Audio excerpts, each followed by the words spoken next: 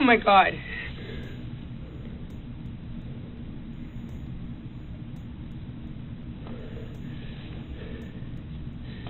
Think of sitting in a cramped room, surrounded by seasoned detectives dissecting your every word and movement.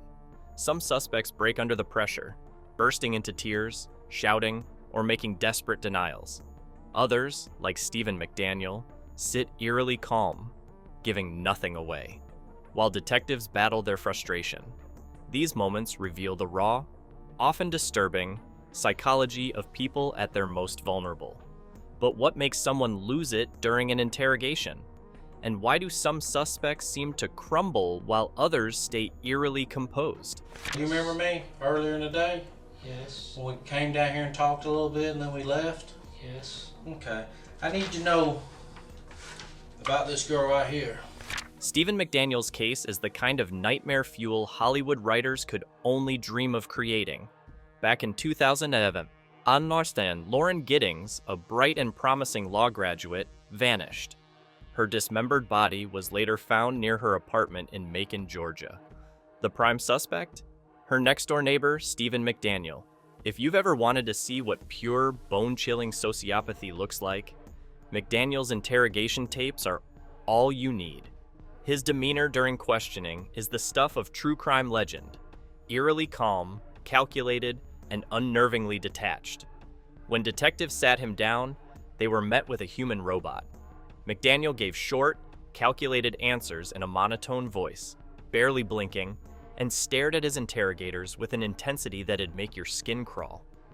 His creepy calmness wasn't because he had nothing to hide. Oh no, it was the exact opposite. Detectives threw everything at him, from stern accusations to softer, almost fatherly appeals. But McDaniel stuck to his script like a guy on a mission to avoid self-incrimination. His chilling composure left even seasoned investigators unnerved, a haunting reminder of just how terrifyingly cold a guilty conscience can be. Where's she at? I'm asking you for your help. I'm a detective, and I'm asking you for your help. Okay? I'm asking you for help.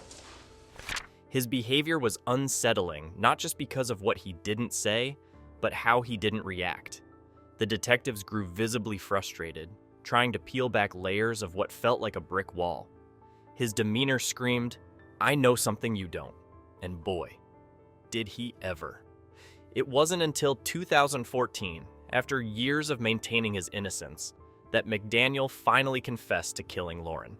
Turns out, the hollow, emotionless exterior was masking something much darker, a deeply disturbed individual who had meticulously planned her murder.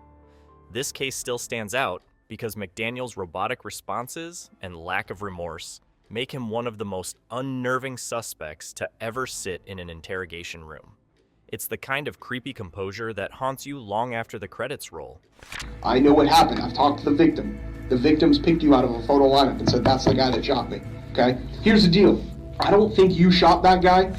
Ed Tavian Wilcox might have fancied himself a gangster, but when push came to shove, the tough act folded faster than a cheap lawn chair. Back in 2010, Wilcox shot and killed 18-year-old Conrad Trojans during an attempted robbery. The whole gangster thing didn't seem so cool once he was in the interrogation room facing real consequences. At first, Wilcox tried to play it tough. He denied everything, puffing himself up like a wannabe mobster. But the detectives weren't buying it for a second. They leaned into his fear of being painted as a cold-blooded killer, framing him as just a kid who got in over his head. This was a genius move, by the way. Wilcox's bravado started to crumble when they pressed him about his intentions, making him out to be a scared kid instead of the thug he wanted people to believe he was.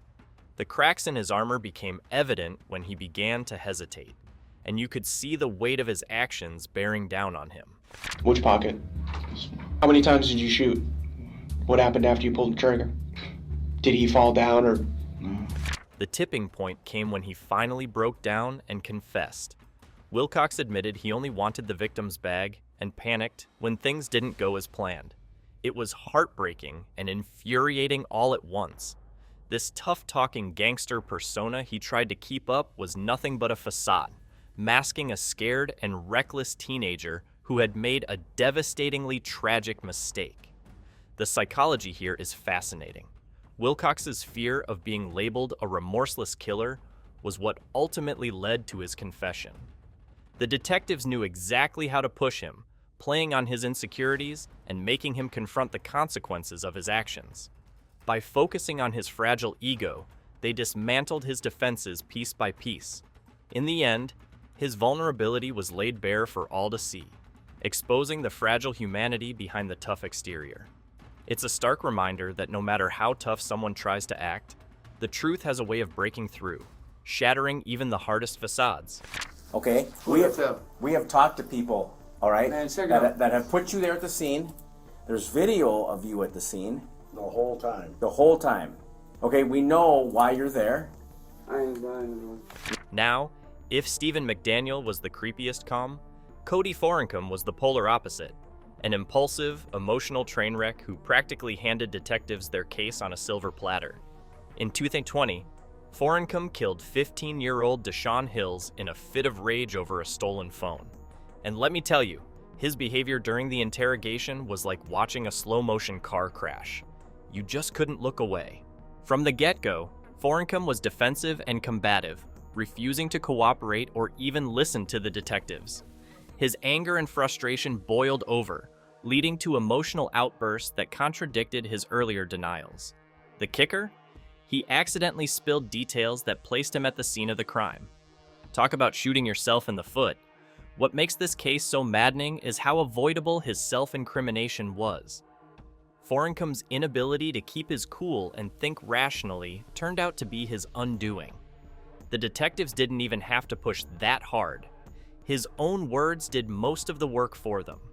It's a classic example of how impulsivity, the very trait that led to the crime in the first place, came back to haunt him in the interrogation room. There's a lesson here about the power of self-control, or, in Forencombe's case, the lack thereof. His hot-headedness not only ruined his life, but also robbed an innocent teenager of theirs. It's a tragic, infuriating story that serves as a cautionary tale about the consequences of letting anger dictate your actions. Yeah, And I've been asking so and much. that's what we're waiting for. Okay. I mean, I feel like at the end, I mean, if he's not, that's a lot worse for me. Courtney Clenny's story is a whirlwind of drama, heartbreak, and suspicion. She found herself at the center of a murder investigation after her boyfriend, Christian Obamaslee, was fatally stabbed in their Miami apartment. Her interrogation revealed a woman teetering on the edge, with tears and contradictions that only deepened the mystery. Clenny started by painting herself as the victim, citing past aggression from Obamaslee as a way to justify her actions.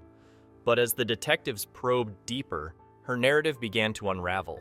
Her emotional breakdowns hinted at guilt, and her inability to keep her story straight only made her look worse. At times, she seemed genuinely remorseful. At others, it felt like she was trying to manipulate the situation. So, what are your thoughts on this? Let us know in the comments below.